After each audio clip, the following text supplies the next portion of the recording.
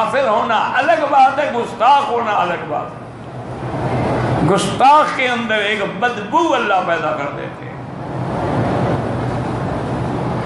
جیسے ماننے والوں کے اندر اللہ ایک خوشبو پیدا کر دیتے ہیں۔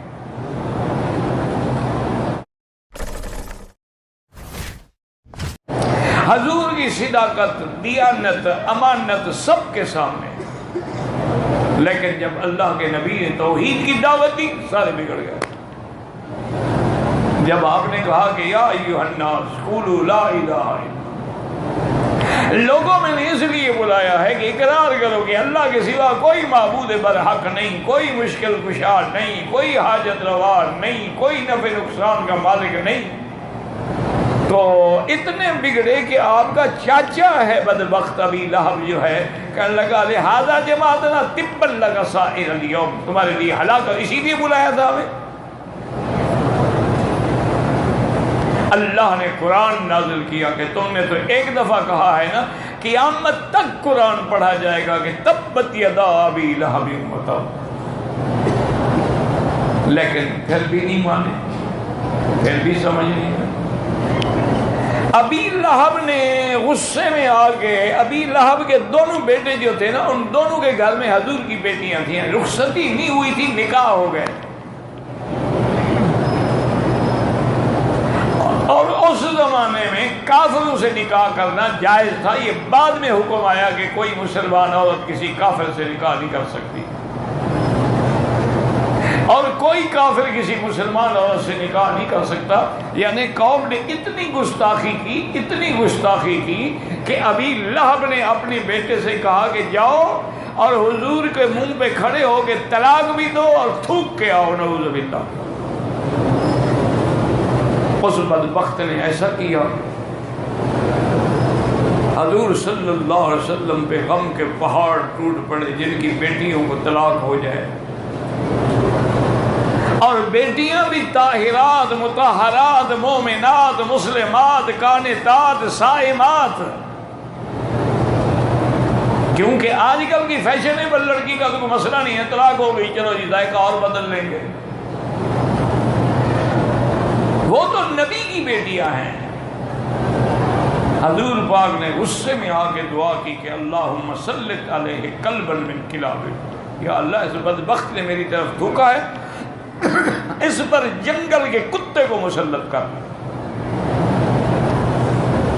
تجارت پہ شام جا رہے تھے، اس کو پتا تھا کہ اللہ کے نبی نے بد دعا کی ہے اور حضور کی بد دعا لگے گی، تو اس نے ساتھیوں سے کہا کہ دیکھو ایسا کرو کہ سارا سامان تجارت جو ہے اس کو اکٹھا کر کے ایک مچان بنا دو، میرا بستر اوپر لگا دو، تم سارے اس کے ارد گرد، کیونکہ مجھے ڈر ہے حضور نے بد دعا کی تھی میرے لیے، اور یہ جنگل بڑا خطرناک ہے، اس میں بڑے درندے ہیں۔ اس کو اوپر سلا دیا، قوم کے باقی لوگ چاروں طرف سو گئے۔ جب رات بالکل ڈھل گئی، نیند میں ڈوبے، تو شیر نکلا جنگل سے، اس نے آ کے سب کو سونگا، لیکن سمجھ گیا کہ ان میں وہ گستاخ رسول نہیں ہے۔ کافر ہونا الگ بات ہے، گستاخ ہونا الگ بات ہے۔ گستاخ کے اندر ایک بدبو اللہ پیدا کر دیتے ہیں، جیسے ماننے والوں کے اندر اللہ ایک خوشبو پیدا کر دیتے ہیں۔ اب اس نے دیکھا اور تھوڑی دیر پیچھے گیا اور دوڑ کے آیا اور جمپ کیا اور سیدھا اونچان کے اوپر گیا، تو بدبخت لیٹا ہوا تھا، جا کے ٹکڑے ٹکڑے کر دیا۔ حضور کی دعا پوری ہو گئی۔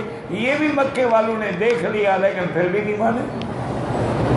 ابو جہل نے کہا حضور اگر آپ بتا دیں نا کہ میرے ہاتھ میں کیا ہے تو میں کلمہ پڑھ لوں گا۔ حضور نے میں کیا سوال کر رہے ہیں، سوال تو میری شان کے مطابق نہیں ہے،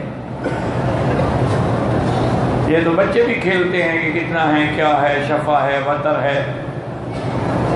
اگر تیرے ہاتھ میں جو کچھ ہے وہ بتا دے کہ میں کون ہوں تو پھر کلمہ پڑھو گے؟ اس نے کہا بالکل یا رسول اللہ۔ حضور نے اشارہ کیا تو کنکریوں نے پڑھا اشہد ان لا الہ الا اللہ واشہد ان محمد رسول اللہ۔ دیکھ کے کہنے لگا اچھا مجھے پتہ نہیں تھا کہ پتھروں پر بھی آپ کا جادو چلتا ہے۔ اس کا کیا علاج؟ آج بھی یہی عالم ہے، یعنی آپ سارا قرآن پڑھ جائیں، سیاہ ستہ کی ساری حدیثیں سنا دیں، خلفاء راشدین کا سارا عمل دکھلا دیں، بھی ان سب میں میلاد کا ذکر نہیں ہوگا۔ نہیں جناب، میلاد کے بغیر تو آدمی مسلمان ہی نہیں ہوتا۔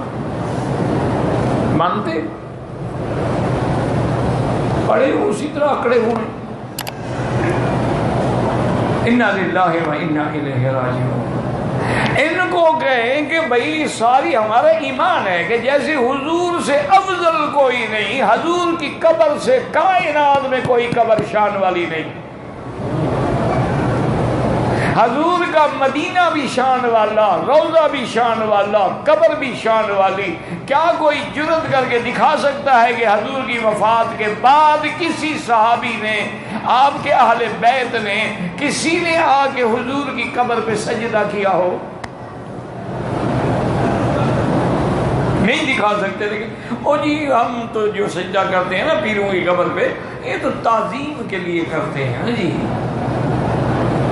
یہ عبادت سمجھ کے تو ہم نہیں کرتے ہیں۔ دیکھو نا جی، فرشتوں نے بھی تو آدم کو سجدہ کیا تھا نا مولوی صاحب۔ اگر ہم قبر پہ سجدہ کرتے ہیں، یہ بھی تو اولاد آدم کے ولی ہیں۔ اتنا بھی نہیں سمجھتے بدبخت کہ آدم کو جو سجدہ ہوا تھا اللہ نے حکم دیا تھا یا فیصلے فرشتوں نے سجدہ کیا تھا؟ اللہ نے حکم دیا قُلْنَا لِلْمَلَائِكَةِ اسْجُدُوا لِآدَمَ۔ اگر تمہیں بھی اللہ نے حکم دیا تو کرو، پھر کون ہے تمہیں روکنے والا؟ تمہیں تو اللہ نے یہ حکم دیا کہ لا تسجدوا للشمس ولا للقمر، کسی چاند اور سورج کو، کسی چمکتی چیز کو کبھی سجدہ نہ کرو۔ فاسجدوا للہ الذی خلقہن، اس ذات کو سجدہ کرو جس نے ساری کائنات کو پیدا کیا۔ لیکن نہیں مانتے۔ رمضان المبارک میں 9 دن یا 10 دن کا اعتکاف ہوتا ہے، یہ مزاروں میں جا کے 9 راتیں بیٹھتے ہیں۔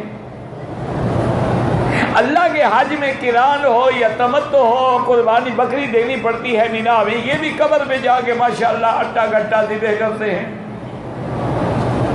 چونکہ کعبۃ اللہ پہ غلاف چڑھایا جاتا ہے، یہ بھی پیر صاحب کی مزار پہ غلاف چڑھاتے ہیں۔ چونکہ کعبۃ اللہ کو بھی سال میں عرق گلاب سے دھویا جاتا ہے، یہ بھی پیر صاحب کی قبر کو عرق گلاب سے غسل دیتے ہیں۔ چونکہ کعبے کے دروازے پہ سونا لگا ہے اور پرنال مبارک بھی سونے، انہوں نے بھی پیروں کی مزار پہ سونا لگایا ہے۔ کوئی ایک بات ہے، یعنی انہوں نے تو شرک کی انتہا کر دی ہے۔ لیکن سوال ہی پہ قرآن سنا ہو تو کہیں گے جی وہابی ان کو کیا پتا ہے، اندر کی باتیں نہیں ہے نا۔ قرآن کا ایک ظاہر ہوتا ہے، ایک باطن ہوتا ہے۔ ان کو تو ظاہر شریعت کا پتہ ہے، باطن کا پتہ تو ہمارے بزرگوں کو ہے، ہمارے پیروں کو ہے۔ انا للہ و انا الیہ راجعون ولا نقول الا لا حول ولا قوة الا باللہ العلی العظیم۔ دعا کریں اللہ ہدایت دے۔ بس میں تو ہمیشہ دعا کرتا ہوں، سچی بات ہے کہ اللہ یہ بیچارے بھی تیرے نبی کی محبت میں آ کے غلب میں پڑ گئے ہیں اور راستہ سنت والا چھوڑ کے بدعت کا اختیار کر لیا ہے، ان کو ہدایت عطا فرما، ہدایت عطا فرما دے اور صراط مستقیم پر ان کو چلا۔